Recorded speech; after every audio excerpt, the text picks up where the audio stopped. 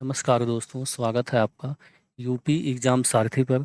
आज हम UP triple SC के बहुत ही इम्पोर्टेंट टॉपिक को डिस्कस करेंगे और ये टॉपिक है वर्ल्ड स्पेस टेक्नोलॉजी का। तो चलिए हम वीडियो की शुरुआत करते हैं। तो पृथ्वी का वायुमंडल एवं कार्बन रेखा, ये क्या है इसके बारे में हम लोग समझेंगे। कार्बन रेखा के बारे में अभी समझिए।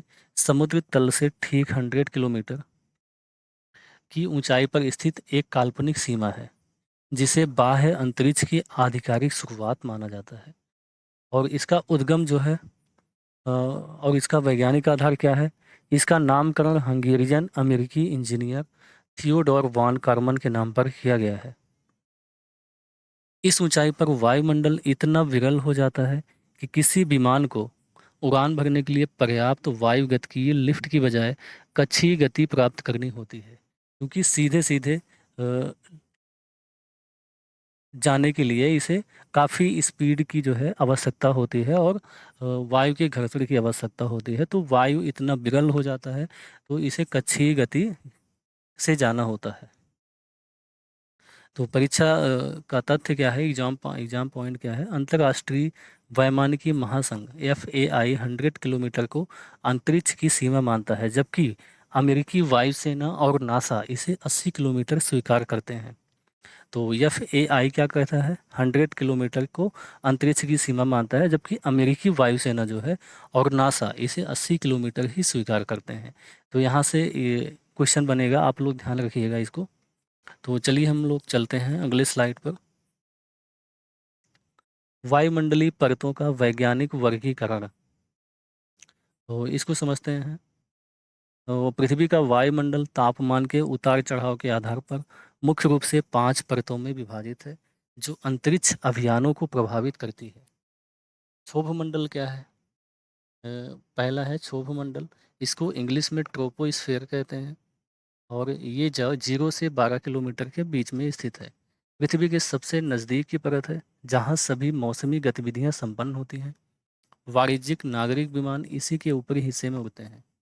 यहाँ जो भी मौसम संबंधी घटनाएं होती हैं, बारिश, बादल, तूफान आदि, सारे के सारे इसी क्षोभ मंडल में ही आते हैं। तो क्षोभ मंडल हिंदी में कहते हैं, इंग्लिश में ट्रोपोस्फेयर कहते हैं। तो इंग्लिश और हिंदी दोनों का नाम याद रखिएगा आप लोग। दूसरा है समताप मंडल। समताप मंडल को स्ट्रेटोस्फेयर कहते हैं। 12 से 50 किलोमीटर के बीच में स्थित है। ओजोन परत को ओजोन परत इसी लेयर में स्थित है, जो हानिकारक परावैंगनी किरणों से रक्षा करती है। जो यूवी रेज होती है वो हमारे शरीर के स्किन को नुकसान करती है, और हम वो और जो है, जो गर्मी होती है, हीट वेव होती है, वो जो है उससे बचाती है। तो इसमें मौसमी गुब्बारे भेजे जाते हैं। समताप मंडल को स्ट्रेटोस्फीयर कहते हैं। 12 से 50 किलोमीटर के बीच स्थित है। ओजोन परत इसी लेयर में है। तीसरा है मध्यमंडल। मध्यमंडल को मेसोस्फीयर कहते हैं। 50 से 85 किलोमीटर के बीच में है। वायुमंडल की सबसे ठंडी परत है। इसका टेम्परेचर -90 डिग्री सेंटीग्रेड तक पहुंच जाता है। अंतरिक्ष से प्रवेश करने वाले अधिकांश उल्का पिंड जो होते हैं, घर्षण के कारण इसी परत में जलकर नष्ट हो जाते हैं। और चौथा है तापमंडल। तापमंडल, इसे आयन मंडल भी कहते हैं, थर्मोस्फेयर या आयनोस्फेयर। यह 85 से 600 किलोमीटर के बीच स्थित है। इसको ध्यान में रखिएगा, इसका विस्तार काफ़ी बड़ा है। 85 से 600 किलोमीटर के बीच में है। इसमें आयन मंडल स्थित है, जो रेडियो तरंगों को परावर्तित कर पृथ्वी पर संचार संभव बनाता है। जैसे रेडियो हो गया, टीवी हो गया, उसमें संचार संभव बनाता है। अधिकांश निम्न कक्षा उपग्रह LEO, लो अर्थ ऑर्बिट, यहीं स्थापित होते हैं। ये आप लोग ध्यान में रखिएगा। जो आयन मंडल होता है, तापमंडल, उसी में निम्न कक्षा उपग्रह LEO स्थापित होते हैं। पांचवा है बहिर्मंडल। बहिर्मंडल को एक्सोस्फेयर कहते हैं। एग्जिट से याद रखिएगा। बहिर्मंडल, एक्सोस्फेयर, 600 किलोमीटर से अधिक का विस्तार है इसका। वायुमंडल की सबसे बाहरी सीमा है, जहां गैसें धीरे धीरे अंतरिक्ष में विलीन हो जाती हैं।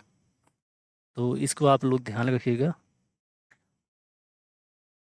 अब चलते हैं अगली स्लाइड पर। पृथ्वी की कक्षाएं क्या हैं। निम्न पृथ्वी कक्षा, लोअर अर्थ ऑर्बिट। यह पृथ्वी की सतह से 160 से 2000 किलोमीटर की ऊंचाई पर स्थित है। यहाँ सैटेलाइट्स बहुत तेज गति से चक्कर लगाते हैं और मात्र 90 मिनट में एक चक्कर पूरा कर लेते हैं। इसका उपयोग मुख्य रूप से इंटरनेशनल स्पेस स्टेशन आईएसएस, मौसम विज्ञान और स्टारलिंक जैसे हाई स्पीड इंटरनेट उपग्रहों के लिए किया जाता है। आप लोग ध्यान रखिएगा, लो अर्थ ऑर्बिट में आईएसएस इंटरनेशनल स्पेस स्टेशन और मौसम विज्ञान और स्टारलिंक जैसे हाई स्पीड इंटरनेट उपग्रहों के लिए किया जाता है। यह 160 से 2000 किलोमीटर की ऊंचाई पर स्थित है। यहाँ जो सैटेलाइट्स होता है बहुत तेज गति से चक्कर लगाते हैं, मात्र 90 मिनट में ही एक चक्कर पूरा कर लेते हैं। तो आप इसको याद रखिएगा, 90 मिनट में ही एक चक्कर पूरा कर लेते हैं। और अगला आ जाते हैं मध्यम पृथ्वी कक्षा, मीडियम अर्थ ऑर्बिट। यह कक्षा 2000 किलोमीटर से शुरू होकर लगभग 35,000 से 786 किलोमीटर की ऊंचाई तक फैली हुई है। यह अत्यधिक स्थिर कक्षा है और मुख्य रूप से वैश्विक नेविगेशन उपग्रह प्रणालियों के लिए जानी जाती है। अमेरिका का जीपीएस, यूरोप का गैलीलियो और रूस का ग्लोनास इसी महत्वपूर्ण कक्षा में कार्य करते हैं। तो निम्न पृथ्वी कक्षा में क्या क्या आते हैं? इंटरनेशनल स्पेस स्टेशन, मौसम विज्ञान और स्टारलिंक जैसे हाई स्पीड इंटरनेट उपग्रह। और मध्यम पृथ्वी कक्षा में यह 2000 किलोमीटर से 35,786 किलोमीटर। डेटा याद रखिएगा आप लोग, किलोमीटर की ऊंचाई तक फैली हुई है और यह अत्यधिक स्थिर कक्षा है। मुख्य रूप से वैश्विक नेविगेशन उपग्रह प्रणालियों के लिए जाना जाता है। यह अमेरिका का जीपीएस, यूरोप का गैलीलियो और रूस का ग्लोनास इसी महत्वपूर्ण कक्षा में कार्य करते हैं। अगली स्लाइड पर आते हैं। भू स्थिर कक्षा, जियो स्टेशनरी अर्थ ऑर्बिट। यह कक्षा भूमध्य रेखा के ठीक ऊपर 35,786 किलोमीटर की सटीक ऊंचाई पर स्थित है। यहाँ स्थित जो उपग्रह हैं पृथ्वी की घूर्णन गति के साथ मिलकर ठीक 24 घंटे में एक चक्कर पूरा करते हैं। इस वजह से वे जमीन से हमेशा एक ही जगह पर स्थिर दिखाई देते हैं। इसका उपयोग टीवी प्रसारण और निरंतर मौसम निगरानी के लिए किया जाता है। भू स्थिर कक्षा क्या है? 24 घंटा में एक चक्कर पूरा करते हैं और 35,786 किलोमीटर की सटीक ऊंचाई पर स्थित है और इसी वजह से जमीन से हमेशा एक ही जगह पर स्थिर दिखाई देते हैं। तो आप इसको ध्यान में रखिएगा। ध्रुवीय और सूर्य तुल्यकालिक कक्षा, polar orbit and synchronous orbit. ये कक्षाएं पृथ्वी के उत्तरी और दक्षिणी ध्रुवों के ऊपर से गुजरती है, लगभग 200 से 1000 किलोमीटर की ऊंचाई पर। चूंकि नीचे पृथ्वी घूमती रहती है, ये उपग्रह धीरे धीरे पूरी दुनिया के ऊपर से गुजरकर हर हिस्से की सटीक मैपिंग कर पाते हैं। इनका उपयोग जासूसी, पर्यावरण शोध और कृषि मानचित्रण के लिए किया जाता है। अगली स्लाइड पर आते हैं। अंतरिक्ष अन्वेषण का इतिहास क्या है? शीत युद्ध की प्रतिस्पर्धा ये यूएसए और सोवियत संघ के बीच में शुरू हुई थी। प्रारंभिक और स्वर्णिम मील के पत्थर। तो वैश्विक अंतरिक्ष युग का जो प्रारंभ हुआ था 20वीं सदी के उत्तरार्ध में सोवियत संघ, यूएसएसआर और संयुक्त राज्य अमेरिका के बीच भू राजनीतिक वर्चस्व की दौड़ से हुआ था। तो पहला जो उपग्रह भेजा गया था स्पुतनिक 1, ये सोवियत संघ के द्वारा भेजा गया 4 अक्टूबर 1957 को। यह विश्व का प्रथम कृत्रिम उपग्रह था। इसने आधिकारिक अंतरिक्ष युग की शुरुआत की थी। यहीं से अंतरिक्ष युग की शुरुआत हुई।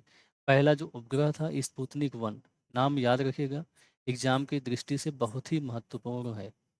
4 अक्टूबर 1957 को भेजा गया था, विश्व का प्रथम कृत्रिम उपग्रह। और दूसरा जो उपग्रह था एक ही महीने बाद स्पुतनिक 2 भेजा गया था।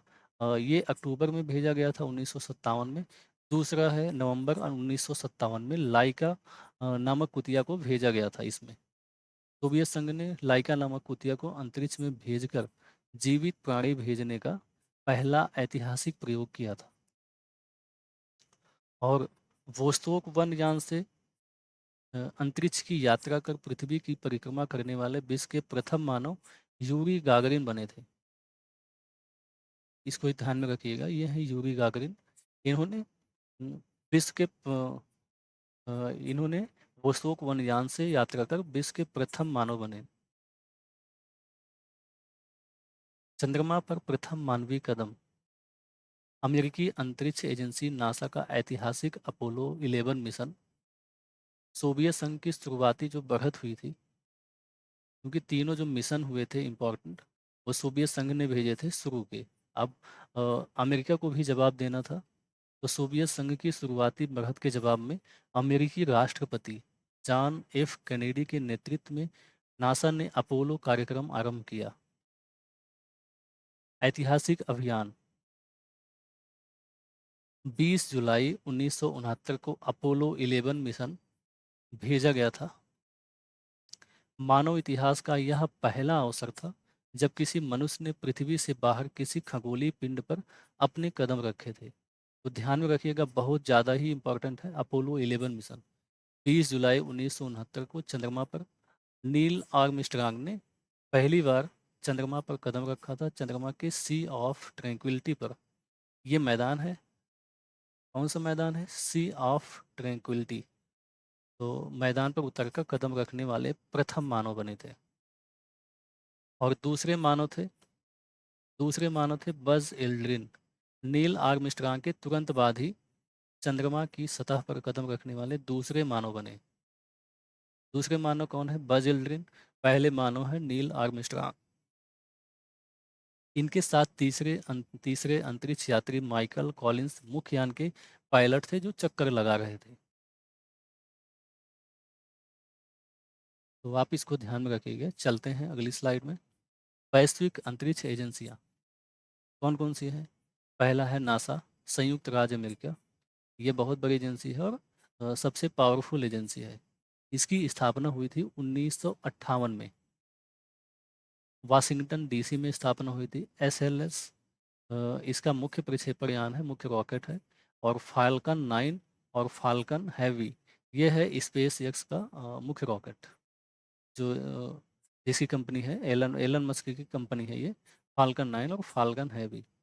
प्रमुख जो प्रक्षेपण यान है, तो प्रमुख प्रक्षेपण स्थल है कैप कैनावेरल, फ्लोरिडा में है। और रॉसकॉस्मॉस रूस का है। इसकी स्थापना हुई थी 1992 में। सोवियत संघ के विभाजन के बाद 1992 में ये इसकी स्थापना हुई थी रॉसकॉस्मॉस रूस में।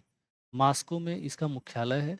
और सोयूज प्रोटोनियम अंगारा इसके मुख्य रॉकेट हैं। और बेकोनूर कॉस्मोड्रोम कजाकिस्तान में इसका मुख्य प्रक्षेपण स्थल है।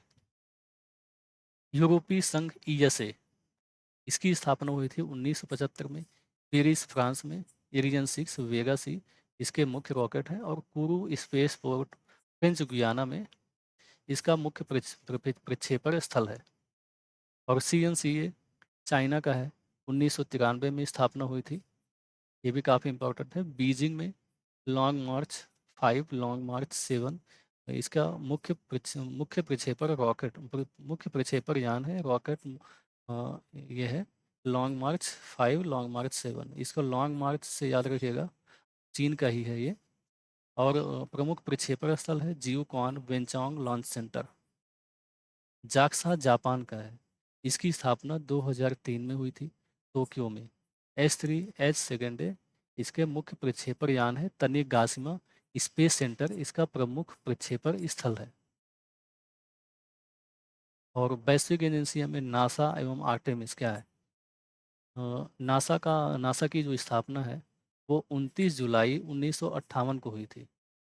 नासा की स्थापना 29 जुलाई 1958 को हुई। इसका फुल फॉर्म है national aeronautics and space administration.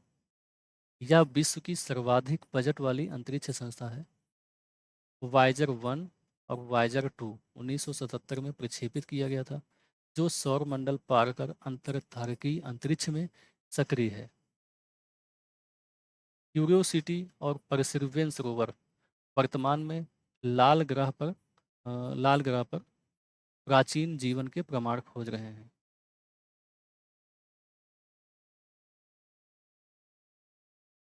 तो और आर्टेमिस सेकंड क्या है? यह हाल ही में 1 अप्रैल 2026 को प्रक्षेपित किया गया। इस ऐतिहासिक मिशन के तहत ओरियन कैप्सूल में बैठकर 4 अंतरिक्ष यात्री चंद्रमा की परिक्रमा करके सुरक्षित वापस लौटे। यह 50 वर्ष बाद चंद्रमा हेतु पहला मानव क्रू मिशन था। चलिए अगली स्लाइड में चलते हैं। वैश्विक एजेंसियां क्या है? पहले देखिए, जाक्सा जापान का है, जापान एरोस्पेस एक्सप्लोरेशन एजेंसी। यह रोबोटिक क्षुद्रग्रह अन्वेषण में विश्व में शीर्ष पर है। इसके हायाबुसा 2 मिशन ने क्षुद्रग्रह रयुगु से नमूने लाकर इतिहास रचा था। क्षुद्रग्रह है रयुगु से नमूना लाया था हायाबुसा 2 मिशन ने। लिग्नोसैट क्या है? क्योटो विश्वविद्यालय और जाक्सा जापान द्वारा हाल ही में निर्मित विश्व का पहला लकड़ी का उपग्रह है, जो वायुमंडल में पुनः प्रवेश के समय एल्यूमिनियम ऑक्साइड के कण छोड़े बिना पूरी तरह जल जाता है। तो इसको ध्यान में रखिएगा, लिग्नोसैट है उपग्रह। CNCA चाइना का है, चाइना नेशनल स्पेस एडमिनिस्ट्रेशन। इसके चांग E6 मिशन ने पहली बार चंद्रमा के सुदूर हिस्से से नमूने पृथ्वी पर वापस लाए थे। चीन का अपना नेविगेशन बे 2 भी वैश्विक रूप से सक्रिय है। रॉसकॉस्मोस किसका है? रूस का है। इसका सोयूज यान अंतरिक्ष इतिहास का सबसे सुरक्षित और सर्वाधिक उपयोग होने वाला मानव रेटेड अंतरिक्ष यान है।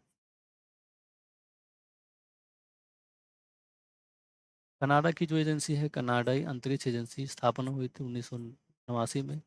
अंतरिक्ष रोबोटिक्स और उपग्रह रडार में वैश्विक विशेषज्ञता हासिल किया है। इजराइल अंतरिक्ष एजेंसी, इसकी स्थापना 1983 में हुई थी। मुख्यालय इसका तेल अवीव में है। अत्यंत सूक्ष्म और उच्च क्षमता वाले जासूसी व सैन्य उपग्रह बनाने में कुशल है।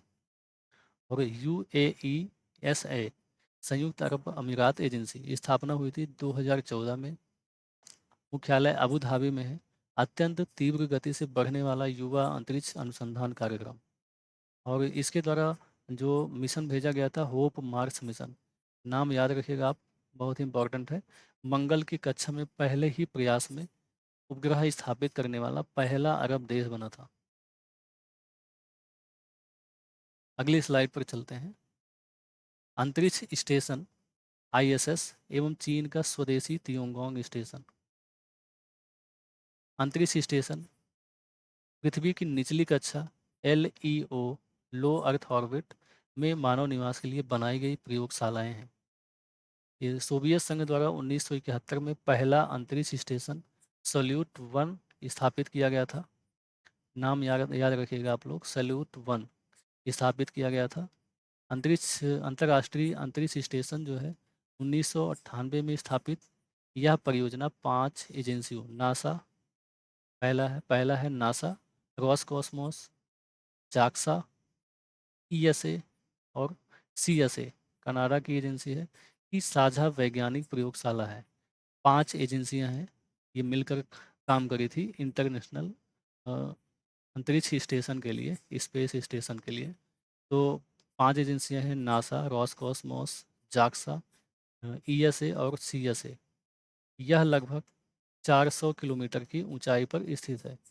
इसे 2030 के अंत में सेवानिवृत्त कर महासागर के सुदूर पॉइंट पॉइंट निमो में सुरक्षित नष्ट करने की योजना बनाई गई है। और चाइना का जो मिशन है तियोंगोंग स्टेशन, चाइना का स्पेस स्टेशन है तियोंगोंग स्टेशन। नाम याद रखिएगा, चीन द्वारा स्वतंत्र रूप से निर्मित त्रिमॉड्यूलर आधुनिक आधुनिक अंतरिक्ष स्टेशन जो 2022 से पूर्ण रूप से संचालित है। अगली स्लाइड पर चलते हैं।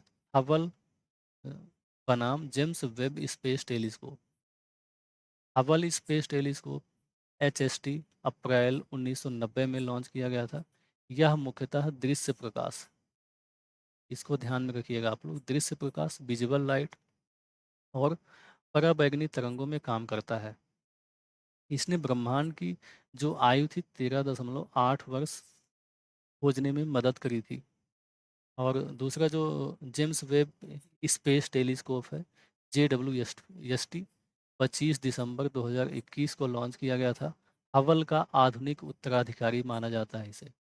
यह मुख्यतः इंफ्रारेड स्पेक्ट्रम, इसको ध्यान में रखिएगा ये वर्ड, इंफ्रारेड स्पेक्ट्रम पर काम करता है। इंफ्रारेड दृष्टि के कारण यह ब्रह्मांडीय धूल और बादलों के आर पार देख सकता है, जिससे बिग बैंग के ठीक बाद की सबसे पहली आकाशगंगाओं के निर्माण का रहस्य सुलझाया जा रहा है। इसकी स्थिति जो है पृथ्वी से 15 लाख किलोमीटर दूर सूर्य पृथ्वी के लैग्रेंज बिंदु L2 पर है। चलते हैं अब अगली स्लाइड पर।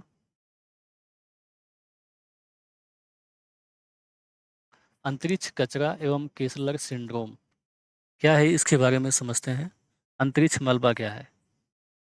मानव की गतिविधियों के कारण पृथ्वी की कक्षा में चक्कर काट रहे निष्क्रिय उपग्रहों, रॉकेट के जले हुए चरणों और आपसी टक्करों से बने धातु के लाखों टुकड़ों को अंतरिक्ष मलबा कहते हैं।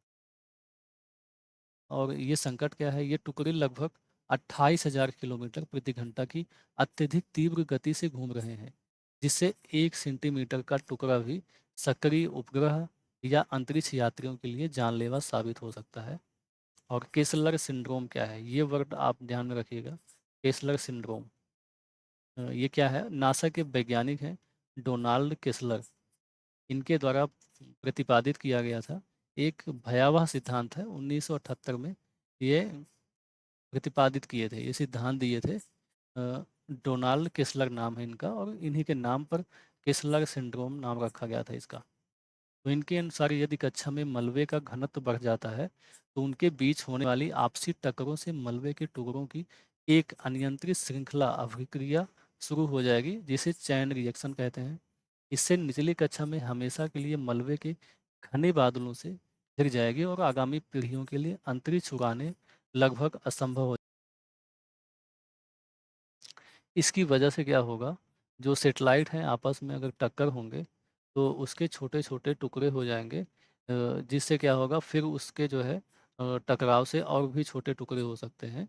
तो इस वजह से चैन रिएक्शन बन जाएगी, आपस में टुकड़े होते रहेंगे और इस वजह से कभी ये ख़त्म नहीं हो पाएगा। तो इसके लिए जो है ध्यान में ये रखा जाएगा कि आपस में कभी इसकी टक्कर ना हो और अंतरिक्ष जो मलबा है उसको ख़त्म करने के लिए प्रयास किया जाए। तो ये काफ़ी खतरनाक हो सकता है, तो इसके लिए काफ़ी प्रयास किया जा रहा है कि ये प्रॉब्लम ना आए। चलते हैं अगली स्लाइड पर। अंतरिक्ष कानून एवं अंतर्राष्ट्रीय संधियाँ क्या है? 1967 में ये संधि हुई थी।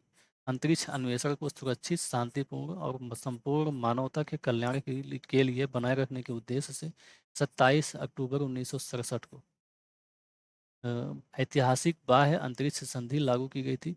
इसके मुख्य नियम हैं। पहला है राष्ट्रीय संप्रभुता का निषेध। बाह्य अंतरिक्ष, चंद्रमा या किसी भी अन्य खगोलीय पिंड पर कोई भी देश अपनी राष्ट्रीय संप्रभुता का दावा नहीं कर सकता है। कोई भी देश खगोलीय पिंडों पर मालिकाना हक नहीं जता सकता। शांतिपूर्ण उपयोग, अंतरिक्ष का उपयोग केवल शांतिपूर्ण वैज्ञानिक अनुसंधान और संपूर्ण मानवता के कल्याण के लिए किया जाएगा। खगोलीय पिंडों पर सैन्य अड्डों का निर्माण और सैन्य परीक्षण पूर्णतः प्रतिबंधित है और सामूहिक विनाश के हथियारों पर रोक किया गया है। चलते हैं अगली स्लाइड पर। जो वन लाइनर है इसको याद रखिएगा। कार्बन रेखा क्या है? 100 किलोमीटर की ऊंचाई पर स्थित है। प्रथम जो उपग्रह भेजा गया था, दुनिया का पहला कृत्रिम उपग्रह स्पुतनिक 1 सोवियत संघ द्वारा भेजा गया था 4 अक्टूबर 1957 को। प्रथम मानव जो थे यूरी गागरिन थे, वो वोस्तोक 1 यान से गए थे 12 अप्रैल 1961 को। केसलर सिंड्रोम क्या है? अंतरिक्ष मलबे की आपस में होने वाली श्रृंखला टक्करों को कहते हैं। और जेम्स वेब टेलीस्कोप, यह दूरबीन सूर्य और पृथ्वी के बीच स्थित संतुलित लैग्रेंज बिंदु L2 पर स्थित है। ये इंफ्रारेड तरंगों पर कार्य करते हैं। और आर्टेमिस 2 जो है 1 अप्रैल 2026 को नासा द्वारा सफलतापूर्वक लॉन्च किया गया 10 दिवसीय क्रू मिशन था। और पहला लकड़ी का उपग्रह जो था, जापान जाक्सा और क्योटो यूनिवर्सिटी द्वारा निर्मित लिग्नोसैट विश्व का पहला लकड़ी का उपग्रह था। और यूरी गागरिन की ऐतिहासिक यात्रा के उपलक्ष्य में प्रतिवर्ष 12 अप्रैल को अंतर्राष्ट्रीय मानव अंतरिक्ष उड़ान दिवस मनाया जाता है। विश्व अंतरिक्ष प्रौद्योगिकी का प्रौद्योगिकी की क्लास समाप्त हो रही है। ज्ञान ही शक्ति है और ब्रह्मांड का अन्वेषण ही मानव प्रगति की अंतिम सीमा है। काफ़ी अच्छी लाइन है। तो चलिए वीडियो ख़त्म करते हैं। यूपी एग्ज़ाम सारथी चैनल को सब्सक्राइब करिए और वीडियो अगर पसंद आया हो तो लाइक करिएगा इसको और शेयर करिएगा। तो काफ़ी जो क्लास है अगर आपको पसंद आई होगी तो आप इसको लाइक करेंगे और जो आगे क्लासेस मिलेंगी यूपी ट्रिपल एस सी